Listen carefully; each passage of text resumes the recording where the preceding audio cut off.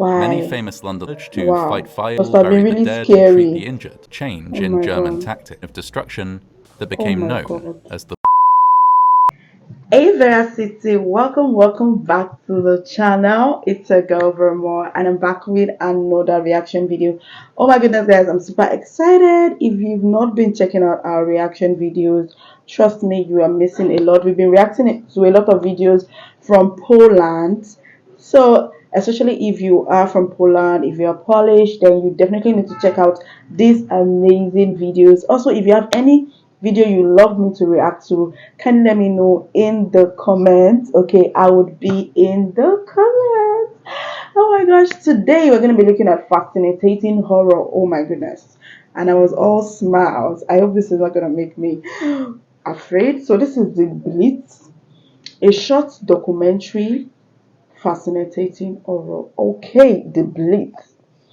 Oh my gosh, can't wait to get right into the video. But before we get started, we have some amazing people watching us for the first time. If you're new to the channel, I am Vera. I do reaction videos. If it is something that you love, why not join Vera City? Hit the subscribe button below, turn on the post notification bell so you can always be the first person to know whenever a new video drops. And with that, guys, let's go. So yeah, I'm gonna use my headphone.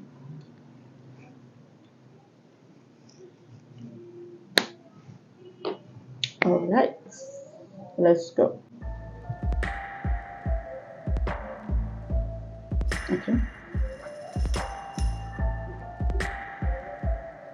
On the 7th of September 1940, a year into World War II, Germany launched an unprecedented bombing raid on London.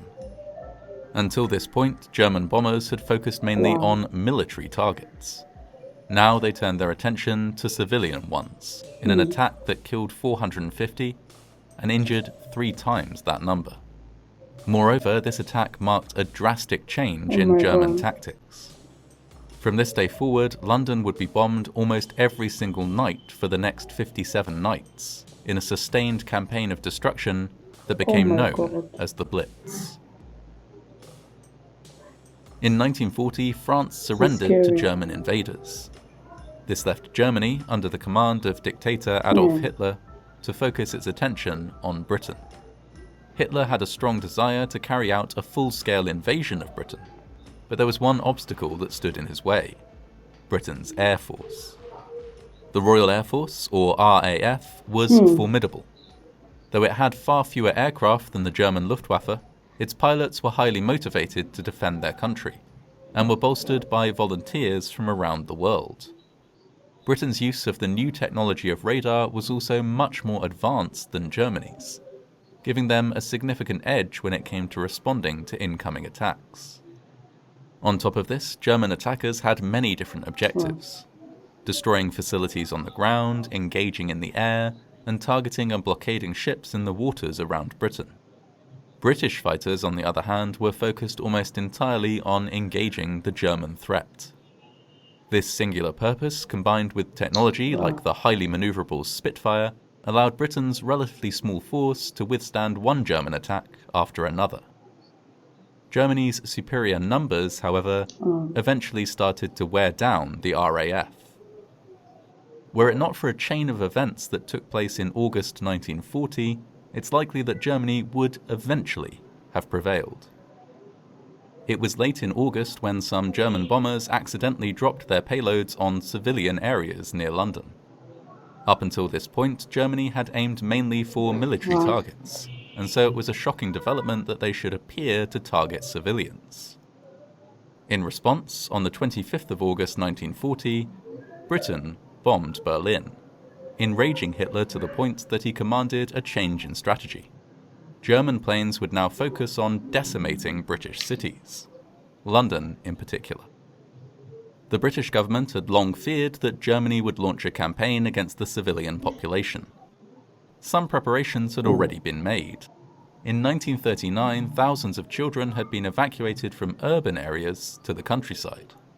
Shelters had also been distributed to city dwellers. Anderson shelters were buried in back gardens, while Morrison shelters could be installed inside the home. Blackouts had also been enforced in many urban areas to make it difficult for enemy planes to locate their targets. Beyond these preparations, though, life had continued with some semblance of normality. People went to work as normal, gathered in pubs and cinemas, and went about their daily business in cities that were, for the most part, intact. This all changed on the 7th of September 1940, a day that would later become known as Black 1940. Saturday. On this day, a massive German raid killed over 450 people and wounded more than 1,500 in London alone. Shocking and devastating as it was, Black Saturday was just a taste of what was to come. After this date, bombing raids continued almost every night. Population centres such as Liverpool, Bristol, Manchester, Cardiff, Glasgow and Southampton were targeted. Oh my god, this is really, really heartbreaking. This is so scary, so heartbreaking. Like, why is this happening? Like, why are people killing people? All for what? I mean, this is so devastating. This is the first time I'm hearing about this, and it is really, really terrifying. Like, just watching this, hearing all of this being said, I can't even imagine how it must have been back then. It must have been really horrible. I can't imagine. It is just, this is really heartbreaking. Let's go on, guys. But London was subjected to by far the most intense bombing campaign of all. These raids were devastating. Whole streets were obliterated. Churches, schools, cinemas, hospitals and pubs were flattened or consumed by flames. Air raid sirens rang out every night, sometimes multiple times each night. Most citizens were, on a daily basis, exposed to death, destruction and scenes of absolute horror. They lived their lives ready at a moment's notice to flee to shelters, where they would spend hours huddling cold and afraid as explosions rang out through the city above. When the all clear finally sounded, they would emerge to fight fires, clear rubble, bury the dead, and treat the injured, knowing that, in all likelihood, the same thing would happen again the next night, and the next, and the next.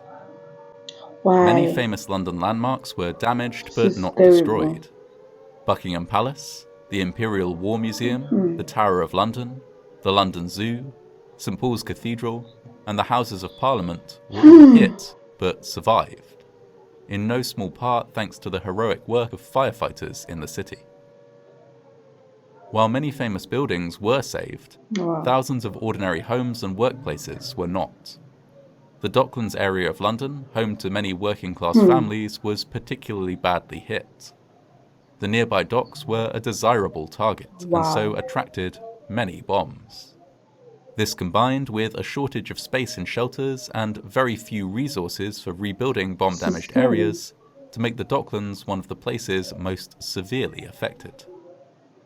Despite the unending horror of the Blitz, though, life carried on. People went to work and some pubs, theatres and cinemas remained open. People were often pictured carrying on with their day-to-day work despite the devastation around them. There are many examples of people using humour as a way of dealing with the horrific conditions of the Blitz, and pictures from the time appear to document a sense of cheerful endurance. The attitude that prevailed, at least according to official accounts, was typified by the now famous morale-boosting campaigns run by the British government, with slogans like, "Your courage, your cheerfulness, your resolution will bring us victory," and "Keep calm and carry on." This Blitz spirit is something that is often fondly remembered and has become a point of national pride, but at the same time it represents only some of the story. Subjected to nightly near-death experiences, many people suffered a range of mental health problems: night terrors, bedwetting, nervous collapse and psychosis. Some gave up on seeking shelter when the air raid sirens sounded. In the blackout-darkened streets, crime was at an all-time high, and there were few resources to combat it. Fear and nervous tension were pervasive, Personal records from the time reflect the fact that almost everyone was terrified and suffering, but had no choice but to carry on with their lives. The fact that they did carry on was viewed by the government as evidence of high morale among civilians, and this was used extensively for propaganda purposes. In fact, the stress and suffering of the British people was made worse due to the government not providing adequate shelters. Anderson shelters were damp and cold and would provide protection only from shrapnel, and not from an actual bomb blast. Morrison shelters would protect those inside from collapsing buildings, but not from the fires or thick choking clouds of dust that often followed. Some dedicated shelters were built using incorrect materials, resulting in them simply crumbling when hit, providing little or no protection. There was great demand for deep, underground shelters, similar to those that the government had constructed for its own personnel. But the government was reluctant to provide these, fearing that if they were available to ordinary people, those ordinary people might retreat underground and never leave, thus hampering the war effort. As a result, Londoners were initially forbidden from using the tube network for shelter. Desperate, many Londoners did so anyway by buying tickets and refusing to leave the station during air raids. It was only after an escalating series of protests that the government relented and allowed ordinary people to shelter in tube stations deep below ground. These proved popular and were soon fitted with toilets, beds, medical facilities, and more. These shelters, of course, were not without their hazards. Some years later, in 1943, 173 people died in a crush at Bethnal Green Underground Station, the worst single loss of civilian life during World War II to take place in the UK. As shelters were developed and people adapted to the hellish uncertainty of life under Blitz conditions, the bombing raids continued up and down the country. London was hammered night after night, while attacks on other cities were more sporadic but were devastating when they came. On the 14th of November 1940, the city of Coventry was devastated by a particularly prolonged raid, which flattened 4,300 homes. The destruction was so comprehensive that some German leaders would thereafter use the word Coventryet or Coventryed as a byword for total destruction. In May of 1941, after an unimaginable period of near-daily raids, the Blitz came to an end, called off by Hitler himself. He now wished to send his forces east to fight the Soviet Union, and could not spare the air power needed to continue the relentless attack. Unbeknownst to him, however, the Blitz that he had overseen had already changed the course of the war, though not in the way he had hoped. Hitler's shift in focus from hitting military targets to hitting population centres had allowed the Royal Air Force a chance to recover, rebuild, and reinforce. Had the Luftwaffe continued to strike military targets, Britain's forces would have been decimated. As it was, they now stood a fighting chance against the German war machine. The people of London, Liverpool, Manchester, and other British cities who survived the Blitz survived a living nightmare, sometimes with very little protection or support. Their suffering, at least, was not for nothing.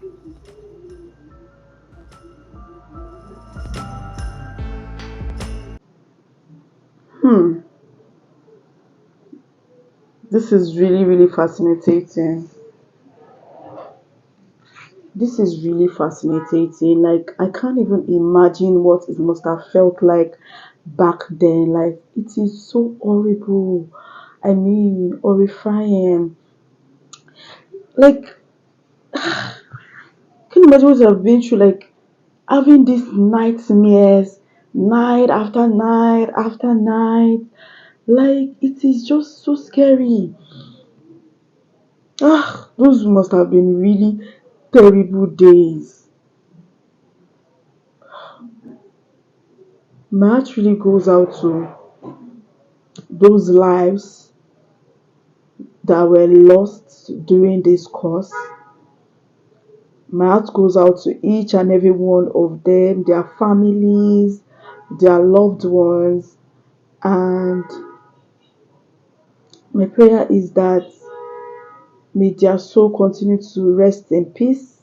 May they find eternal rest. Nobody deserves this. I mean, nobody deserves this at all. And it is just so scary. Finally, I'm just glad and grateful that at least all of that is over. It's really scary. What do you guys think? What are your thoughts? Did you have any relative, probably your grandparents or your parent during the Blitz? What was the experience like? How was it like? I really hope that you do not lose any loved one during the Blitz. You can share your experience in the comments. I'll be in the comments with you guys. Thank you guys so much for watching. If you enjoyed this video, give it a huge thumbs up. And if you're new to the channel, join VeraCity. Hit the subscribe button, turn on the post notification bell so that you can always be the first person to know whenever a new video drops. And with that, guys, I'll see you in my next video. I love you. Bye.